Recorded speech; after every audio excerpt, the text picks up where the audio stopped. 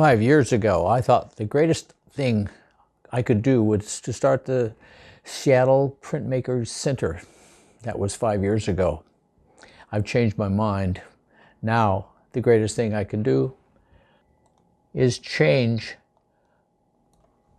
to Emeralda, a company that makes casual games and serious games and online learning games for printmaking. And I can use the same financing plan I call Artiscripophily, or much shorter, Artiscrip. Scripophily is a hobby of collecting old stock certificates and bonds, no longer of any real value because the company died. Artiscrip is a similar thing, except the artist isn't dead, and people can buy shares in the works of that artist, and those shares go to make the artist's museum. So it's a kind of a patron-owned museum devoted to the work of one artist or his school, you might call it. I will use the money from selling Artiscrip to investors in Emeralda, the game for printmaking games, casual games, fun games, games like crossword puzzles and card games, that kind of thing, board games. And the jewel in the crown in Emeralda is an online learning experience based on college printmaking courses, college level, but open to everyone. The same way that MOOCs, massively open online courses, are open to everyone. So, this is my plan now, my next 5-year plan. Thanks for watching. My name is Bill Ritchie.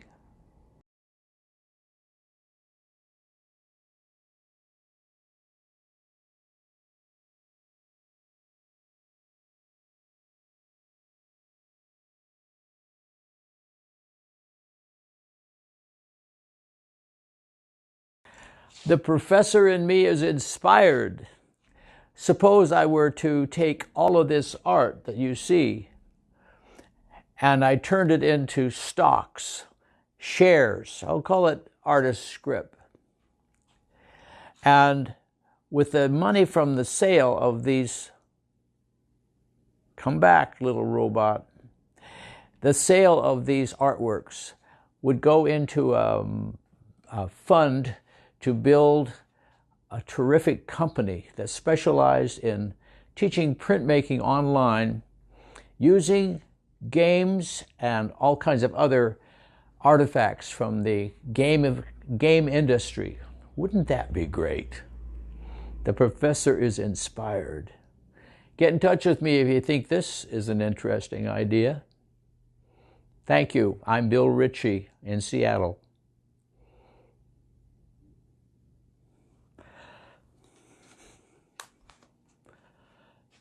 Hey, you're learning. Well, maybe there's hope for this little robot camera. Let's see if I can fool you again. Hey, you're getting better. This must be one of those examples of artificial intelligence.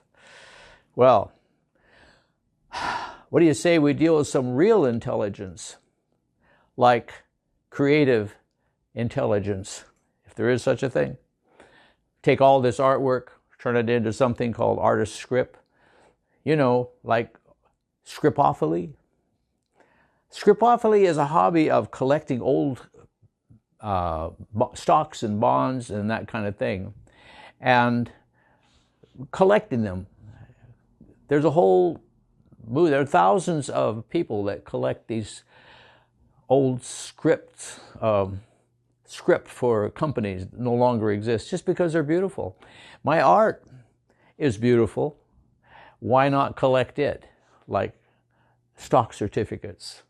That's my idea. It's called Artiscrip, and we take all the money and we hire designers from all over to put together a company, a manufacturing company that makes perfect size technology like half-wood presses, mini edge. Hey, come back here. I can't let you do this, Bill. This is crazy, Bill. I bought this thing called Gimbal, and it has a hard time. Well, that's the end. Please don't leave me, Bill. I can't let you leave me, Bill. Please don't do this, Bill.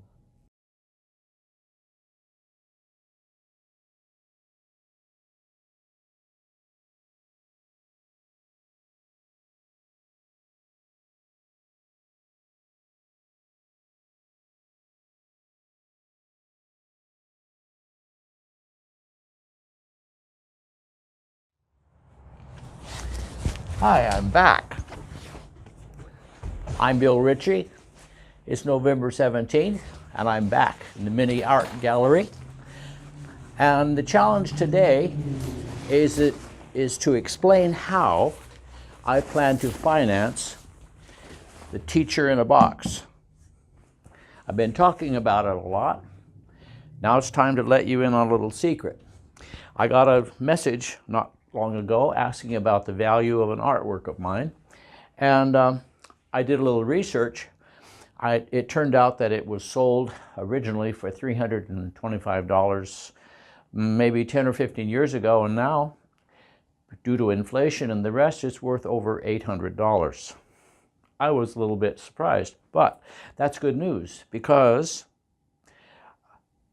if that one artwork is worth that much money, in the best of worlds, how much is a portfolio full of those artworks worth? So I go to my catalogs,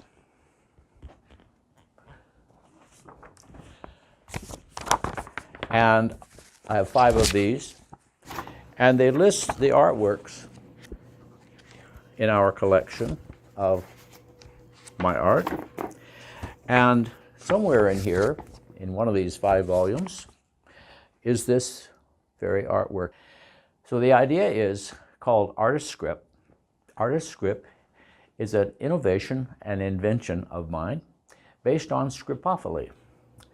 You can research scripophily. It's the collecting of old stock certificates. Certificates from companies that have disappeared a long time ago, but the stocks are beautiful and people collect them. They're beautiful prints.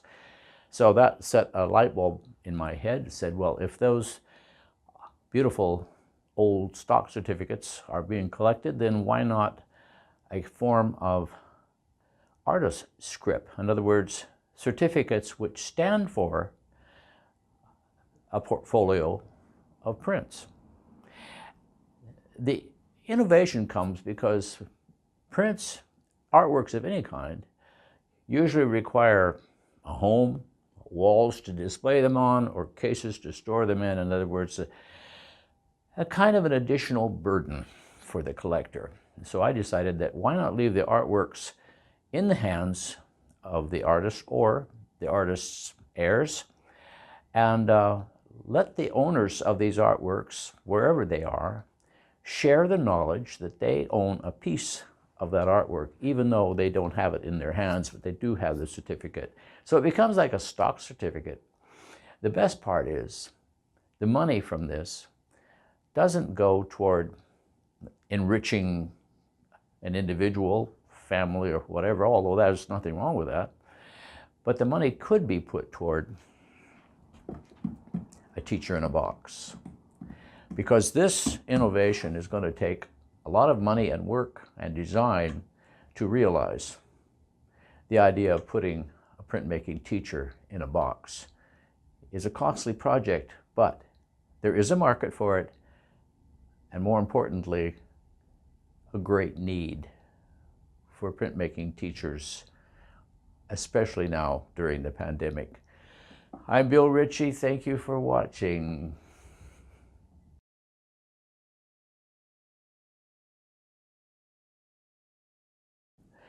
Hi, I'm Bill Ritchie again. You know, I get as much pleasure from writing as I do from making artworks and etching presses. These books, for example,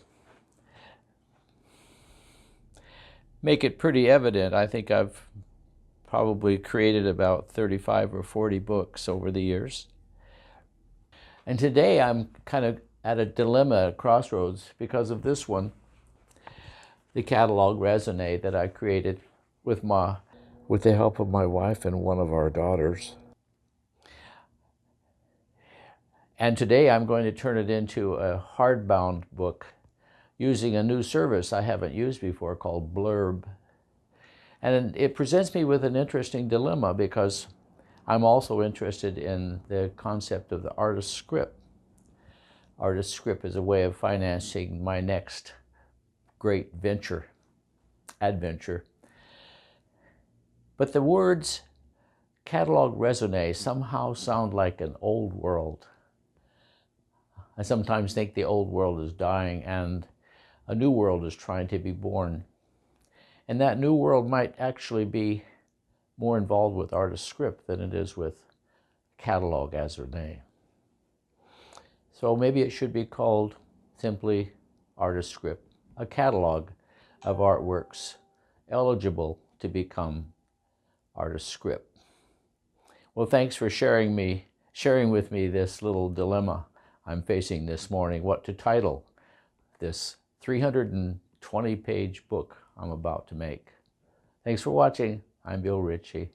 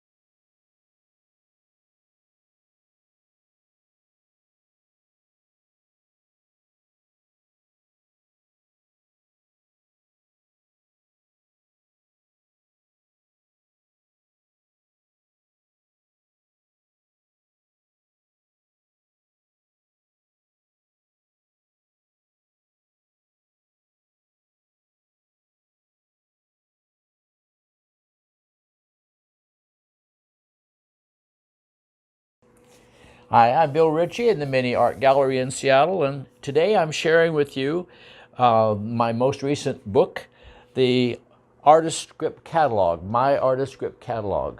It's essentially a listing of all my artworks, which I always kept in a journal going back 50 years.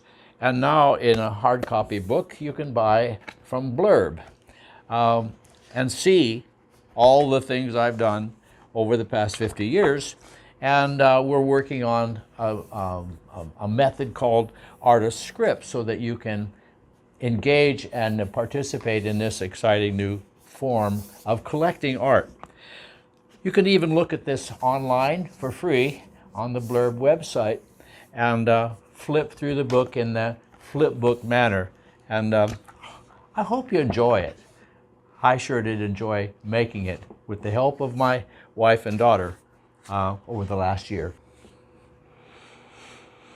Thanks for watching. I'm Bill Ritchie. If the preview version on Blurb no longer works, I have put the flipbook on my homepage at www.emeraldaworks.com, and you can flip through the entire book online. Scroll down to the bottom and begin.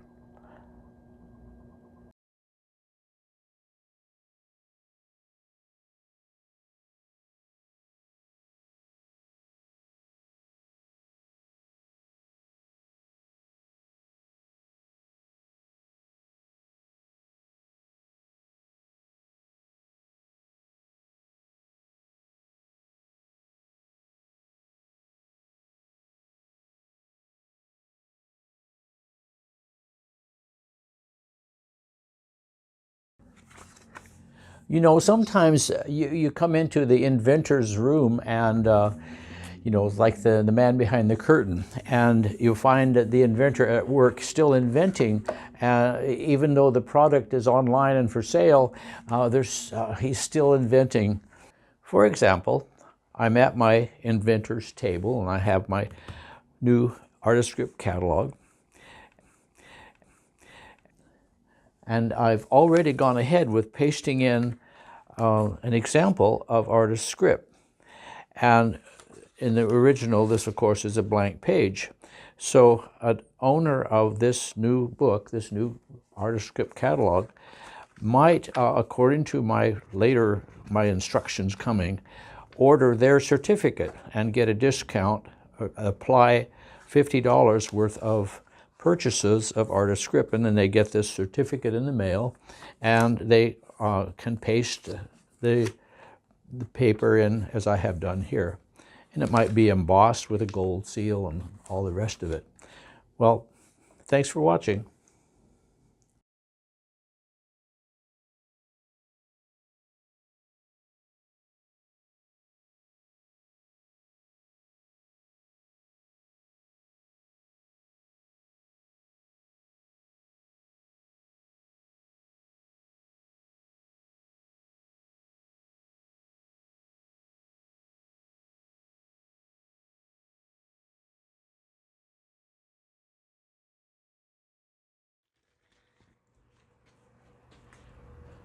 Yes, Polly. I like the idea of Artiscrip, but why use square inches for determining art's value? Well, I may have invented the word Artiscrip, but I didn't invent the idea of evaluating art by the square inch.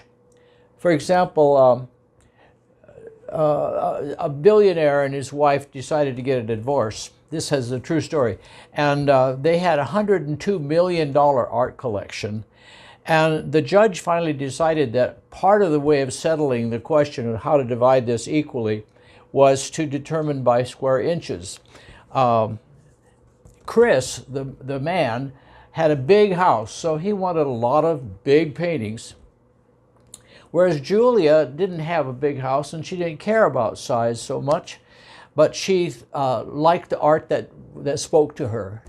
And so they put that square inch factor, the size, into the decision, like a formula, part of an algorithm to decide how to fairly divide this collection in two. So I may have invented Artiscrip, but I didn't invent the idea of valuing Artiscrip by the square inches of the artworks that represent the in the Artiscrip. It's a good question. Thank you, Mr. Ritchie.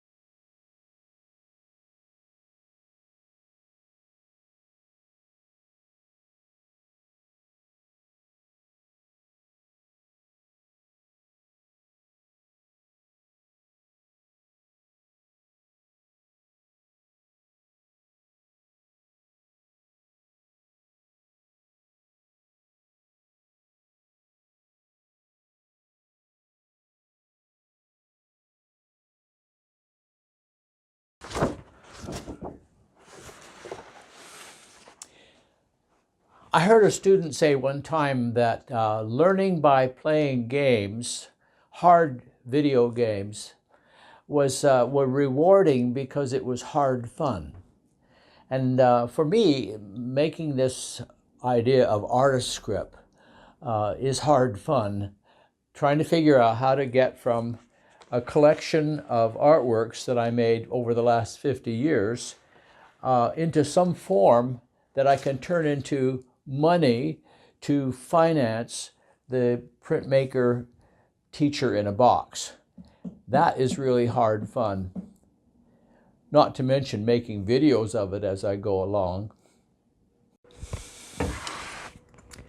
Okay, let's say you ordered your copy of my Artiscrip catalog, and you want to support the printmaking teacher in a box concept. So you open your package that it comes from the mail, and you take off the plastic covering. You open it up to the blank page that you find. The first couple pages of the book. What is it? Page 9. And it's a blank page. And on this blank page, you will send back to me a request for a certificate.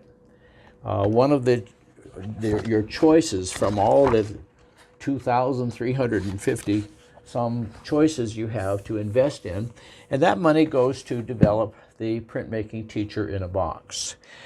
In a way, it's like a discount, because you'll get $50 worth of Artiscrip credit toward building the printmaking teacher. And today we're working on another version. That's the Wee Woody Rembrandt Press version. It's a smaller version of the printmaking teacher in a box, and I'm really excited to tell you more about that.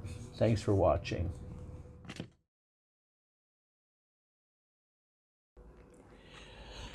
There's a guy I know who bought thousands of dollars worth of my artwork. He bought so many artworks that I made a photo book of them for him. It was just a gesture on my part. But he doesn't buy art from me anymore, and I asked him why. He said, "Well, Bill," he said, I'm collecting something else now. He's buying old stock certificates. Well, I know about old stock certificates. I have a couple of books about them. They're beautiful. They're usually made from old lithograph stones engraved. And so then he said, "I can't hang all your art. Could I bring some of it back, and will you store it for me?" And I thought, okay, I can do that. And he gave me an idea that if I turned my artworks into certificates, or made certificates inspired by or showing my artwork, would people buy the certificates in lieu of, instead of, the artwork itself, and keep the artwork in a kind of a bank? So that was the birth of the idea of Artiscrip. Scrip, the word scrip, has been in use for a long time. In fact, this hobby that my friend enjoys today is called scripophily. It's like philately or coin collecting, numismatics. They're all the names for things that people collect just because they're beautiful and may grow in value. I can't guarantee that Artiscrip will grow in value. Instead, what I guarantee is that the money from Artiscrip would be used to build the teachers in a box, the printmaking teachers in a box, which is another concept that deserves another explanation. But that is a project for the future. It's an investment in a type of educational product. And I think many people wouldn't mind investing in that kind of product, plus be investing in my work as a career teaching artist. In connection with that, we started, that is, my family and I, started a project called my Artiscrip catalog. It's on Amazon.com and also blurb.com. And it shows 2,350 artworks that are still in our gallery and will qualify to become Artiscrip. It will work so that people can buy a tiny amount, just like penny stocks. My art is valued at the last auction at 99 cents a square inch. So imagine putting in 99 cents in the project for a 1-inch square artist stamp certificate. Well, that's basically what Artiscrip is all about. If you have questions, send me an email. I'll try to answer it.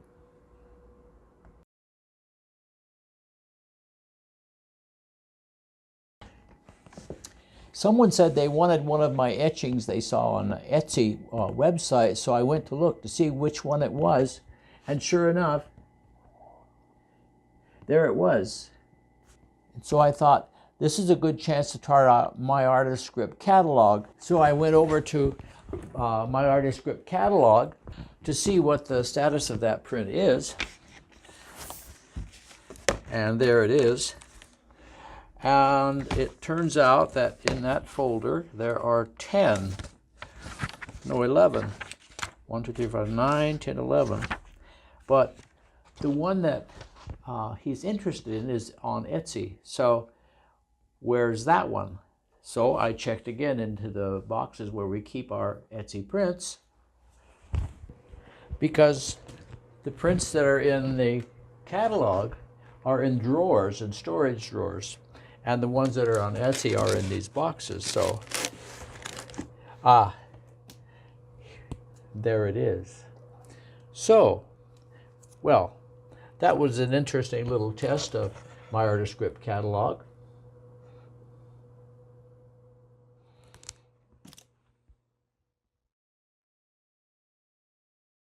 Pretend you're in our art gallery, mini art gallery in Seattle, and you want to come in and see something interesting. Well, I'll show you these certificates. These are from about 3 or 4 years ago. This one is called a Certificate of Authenticity. I made it for our granddaughter, Matilda Bryan, when I gave her one of my artworks. You could picture it here. This is from 3 years ago when I was working on the International Print Center idea and workplaces and incubators. And it's the same structure as the most recent version, the Printmaking Teacher in a Box. It's a kind of a stock certificate in a way, although it's based on collecting certificates for their appearance and not necessarily their actual commercial, industrial value. And finally, all of these relate to the Artiscrip catalog. This is called Artiscrip. And this is my catalog of Artiscrip. It's all my artworks for my entire life, and they're all going to be Artiscrip.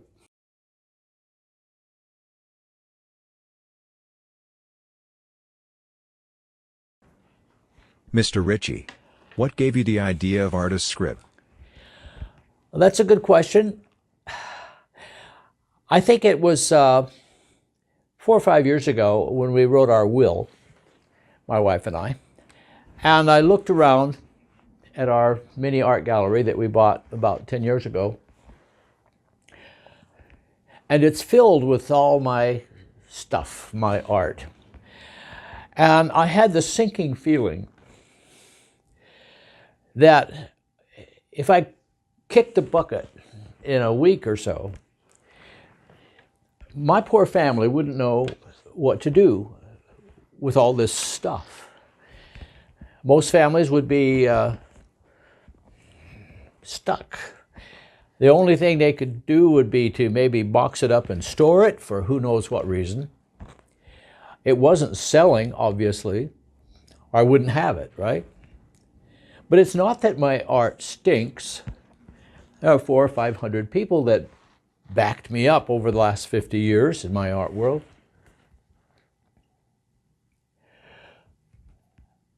And I analyzed why aren't people buying it. And it's partly because most of the people who bought this stuff over the last 50 years already had so much art, they were putting it under their beds and in closets or giving it away to art auctions and that kind of thing. So I knew that there was something wrong here. I had overproduced in a way, or hadn't really marketed and sold or kept dealer relationships like I should have or something. But I also remembered too that there are a lot of people like me in my age group, over 60 years old, who are facing the same dilemma finally. We love to make art. We don't really like to sell art. It's a hard job. And ultimately, it's left up to their families to figure out what to do with all this stuff that's accumulated.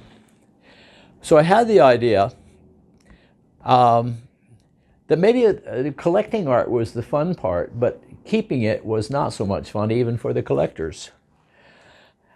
But the interaction and the engagement of buying art and collecting it is kind of fun. You form communities, you have bragging rights.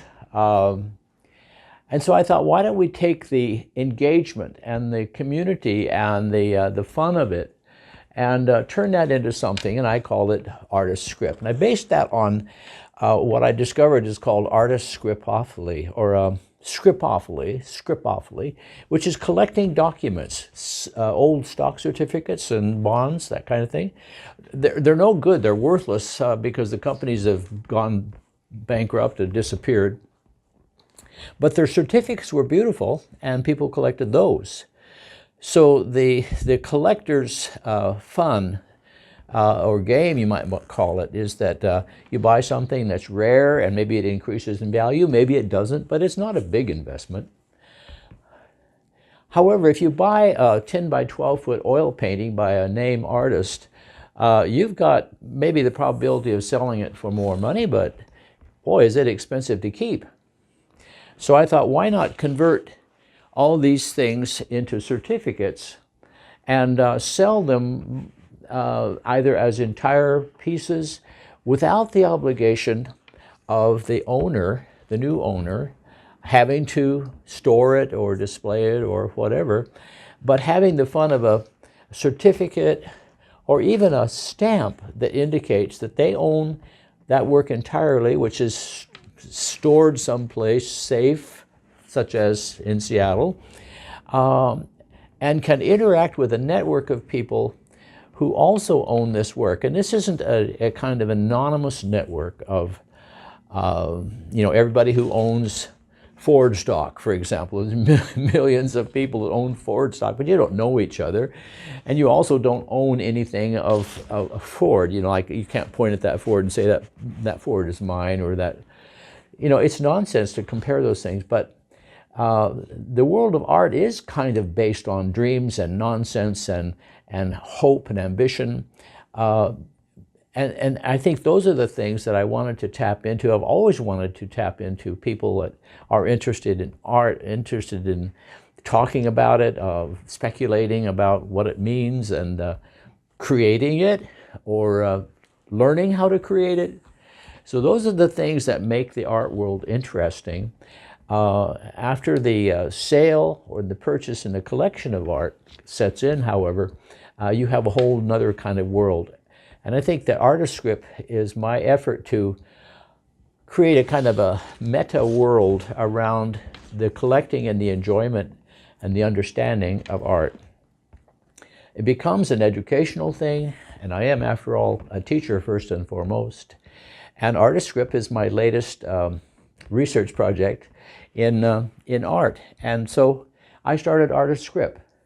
I'm building a website and building the rationale and hopefully an entire platform that not only this thing that I'm creating for myself and for my family, but could actually be replicated and shared by a whole big population of artists. That was a good question. What I'd like to know is Artiscrip supposed to be an investment idea? The question is this supposed to be profitable? It is supposed to be profitable. In my case, what I want to do is to make it profitable, to make it so it can employ more people for all kinds of work, coding and curating and communicating and customer service and all the rest that goes with any business. But I want the end result to be a fundraising, they kind of like crowdfunding, where people are contributing relatively small amounts of money for Artiscrip or parts of artworks. For example, a 10-inch by 10-inch artwork might be 100 square inches, so 100 people might own that artwork, and maybe they put in, what, $15 or $10 or $2 or whatever, and you do the math and you come out with a number of people owning this work and a whole structure of ways that people can communicate and know about one another, what one of my friends called like a community of owners.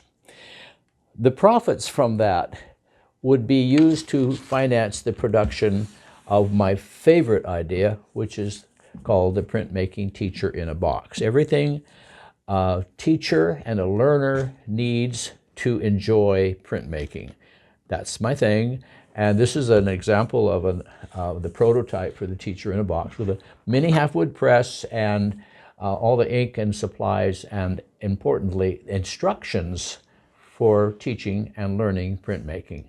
So to develop this product would take a lot of money, quite a few people to develop it appropriately for the times and to market and sell it. And you're creating jobs and also you're making an educational contribution.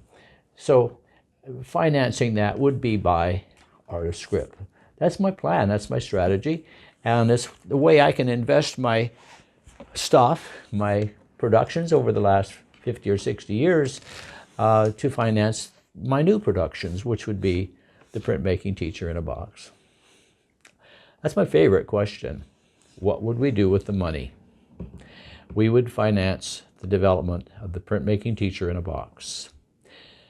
Thanks for watching. I'm Bill Ritchie. Well, that's interesting. Thank you very much. Yes, thank you, Mr. Ritchie, and good luck.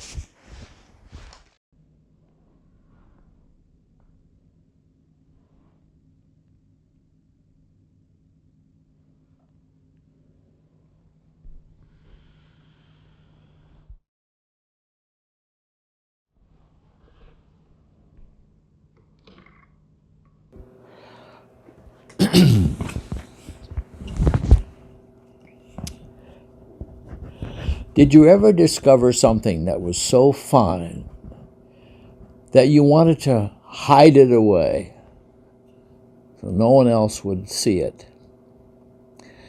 That happened to me today, and I'll tell you what it was. I discovered prediction markets. Prediction markets is a long definition, and I put the question to Copilot, and I asked Copilot to define prediction markets for me, and she gave me a long answer, and it was all on my phone as I walked. And when I got back to my gallery, I wondered, how can I share this wonderful discovery about prediction markets? The question being, how do we predict the market value of our artwork in the future? And how can we use that prediction to finance a toys and games company for printmakers, for kids? Well, what happened was then I had this wonderful essay and I shared it. I shared it to a URL. And when it was shared as a URL, I copied the URL and I put it on an NFC tag on the base of this Fidget Press. And now when I focus my camera, it reads the NFC tag which is a URL, which then opens the essay given to me by Copilot. So now I can copy that essay into my permanent files. But most importantly, that essay contains the instructions how to set up prediction markets based on the unsold work of senior artists, established artists, whose work has not been sold, but the prediction market value can be converted into shares in a startup for kids' printmaking games and toys. That's the most wonderful idea. The trouble is, it's hidden in the base of a Fidget Press as an NFC tag. NFC tags are barely understood by seniors like me, my colleagues, my cohorts spanning decades. They cannot use an NFC tag. They could if they tried, if they merely look it up or ask Copilot, how do you use an NFC tag? Simple as pie, simple as holding your NFC tag to your device. It's picked up by the device and sent to you on your screen. Has that ever happened to you? I'll bet it hasn't. And if it has, you be sure and contact me, Bill Ritchie. Thanks for watching. I made that video about 6 months ago, and when I saw myself sitting there holding this Fidget Press, I realized, oh my gosh, where is that press?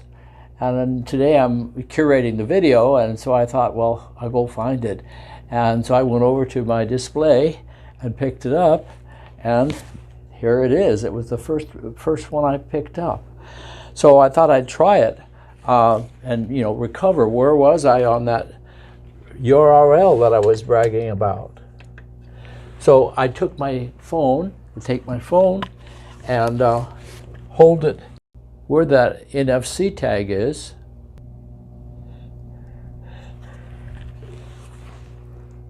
And there it is.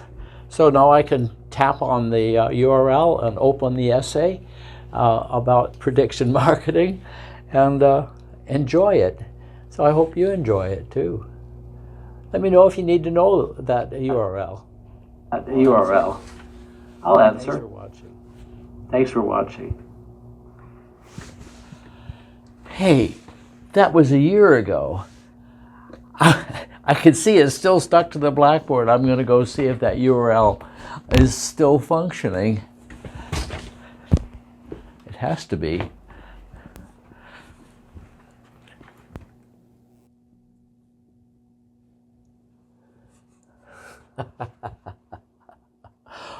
Oh, so much fun. Thanks for watching.